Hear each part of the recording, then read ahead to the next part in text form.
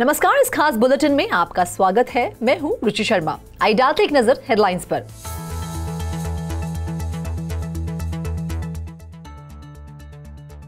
Hawkish fit talk पर bitcoin और ETH में आई 1% से ज्यादा की गिरावट।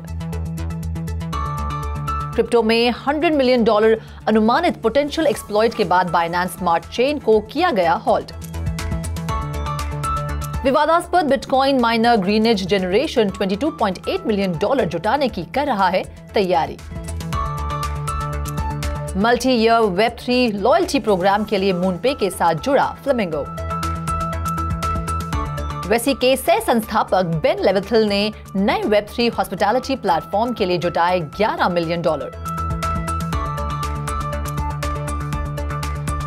कजाकिस्तान ने डिजिटल एसेट सर्विसेज की पेशकश करने के लिए बाइनेंस को दिया स्थायी लाइसेंस।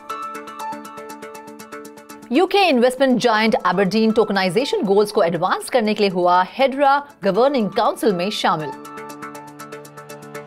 साउथ कोरिया ने टेरा के जनरल अफेयर्स के प्रमुख यू को किया गिरफ्तार।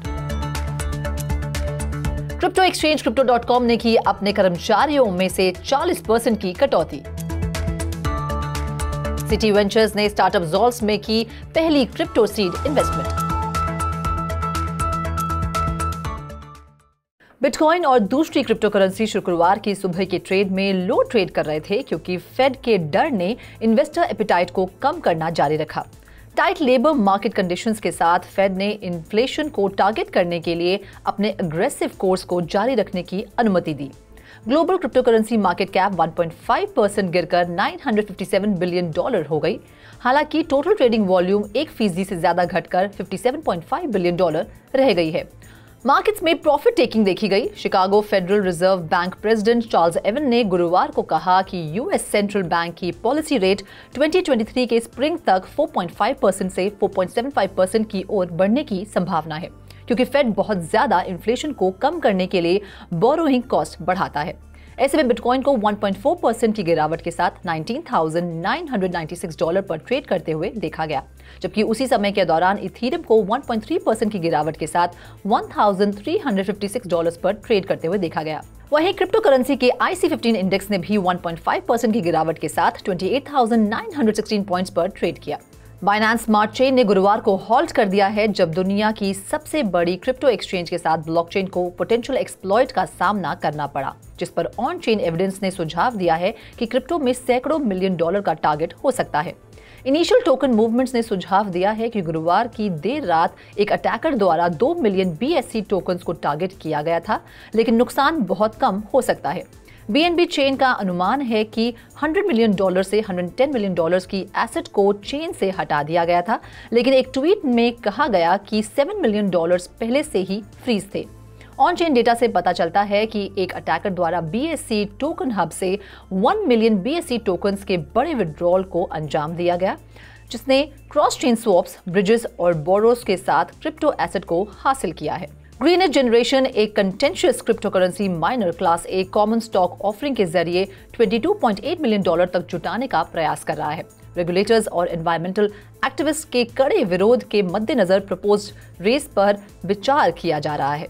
कंपनी की SEC फाइलिंग के अनुसार नई कैपिटल का इस्तेमाल उस समय के सभी या एक हिस्से के ऋण का भुगतान या रीफाइनेंस और फंडिंग, एक्विजिशंस, कैपिटल एक्सपेंडिचर्स और वर्किंग कैपिटल के लिए किया जाएगा। ब्राजील की सबसे बड़ी स्पोर्ट्स टीम में से एक फ्लेमिंगो ने 6 अक्टूबर को घोषणा की कि वह वेब3 प्रोडक्ट्स को लॉन्च करने के लिए कई सालों तक मूनपे के साथ पार्टनरशिप करेगी। एक रिलीज के अनुसार फिएट ऑन रैंपिंग सर्विस से Web3 infrastructure provider football team में टिकटिंग, मार्केटिंग और मर्चेंडाइज के जरिए फैन एंगेजमेंट बढ़ाने की कोशिश करेगा। कंपनी ने गेम्स के दौरान कस्टमाइज्ड फूड और बेवरेज ऑप्शंस का एग्जाम्पल दिया है कि कैसे पार्टनरशिप के पोटेंशियल स्कोप में लॉयल्टी प्रोग्राम्स, डिस्टिंक्टिव एक्सपीरियंसेस और कॉम्प्लीमेंट्री ऑफर्स शामिल हो सकते हैं। एक सीजन बिजनेसमैन बेन लेविथिल ने अपने brand new Web3 hospitality platform Blackbird के लिए सीड राउंड में $11 मिलियन जुटाए हैं। लेविथिल ने पहले 2 बिजनेसेस ईटर फाउंड मैगजीन और रेसी रेस्टोरेंट डिस्कवरी ऐप को को-फाउंड किया है, जिनका रेस्टोरेंट इंडस्ट्री पर महत्वपूर्ण प्रभाव पड़ा है। लेविथिल के अनुसार ब्लैकबर्ड राउंड में union square ventures, shine capital और मल्टी कॉइन कैपिटल को-लेड इन्वेस्टर्स हैं। बिजनेस के एक स्टेटमेंट के अनुसार वेरिएंट, सर्कल वेंचर्स और IAC एडिशनल बैकर्स हैं। बाइनेंस को कई मेमोरेंडम्स ऑफ अंडरस्टैंडिंग और पहले इन प्रिंसिपल लाइसेंस का ड्राफ्ट तैयार करने के बाद कजाकिस्तान में काम करने के लिए एक स्थायी लाइसेंस दिया गया है। 6 अक्टूबर को कजाकिस्तान के AIFC फाइनेंशियल सर्विसेज अथॉरिटी ने डिजिटल एसेट के लिए एक प्लेटफॉर्म को मैनेज करने और अस्ताना इंटरनेशनल फाइनेंशियल सेंटर में कस्टडी सर्विस की पेशकश करने के लिए एक स्थायी लाइसेंस जारी किया है। हाल ही में मिले स्थायी लाइसेंस की बदौलत बाइनेंस को अब राष्ट्र में एक रेगुलेटेड प्लेटफॉर्म के रूप में आधिकारिक दर्जा हासिल हो गया है। यूके की asset management company Aberdeen conventional asset के टोकनाइजेशन पर शोध जारी रखने के लिए हेड्रा गवर्निंग काउंसिल में शामिल हो गई है।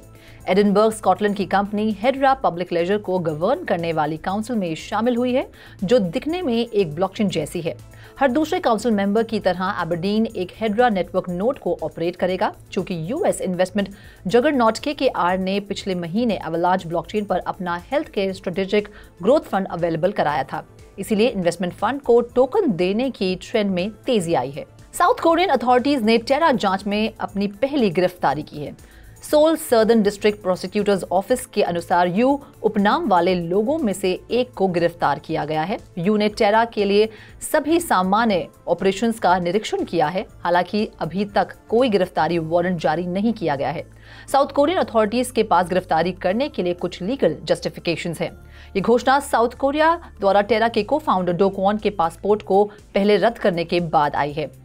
कॉन ने अपनी बेगुनाही बरकरार रखी है और इस दावे का खंडन किया है कि सरकार ने उसकी $39.6 मिलियन की क्रिप्टो करेंसी एसेट को फ्रीज कर दिया है। क्रिप्टो करेंसी एक्सचेंज Crypto.com ने बेयर मार्केट के दौरान अपने वर्कफोर्स की संख्या और ब्रांड पार्टनरशिप्स को कम करने के लिए बड़े पैमाने पर कोशिश की है।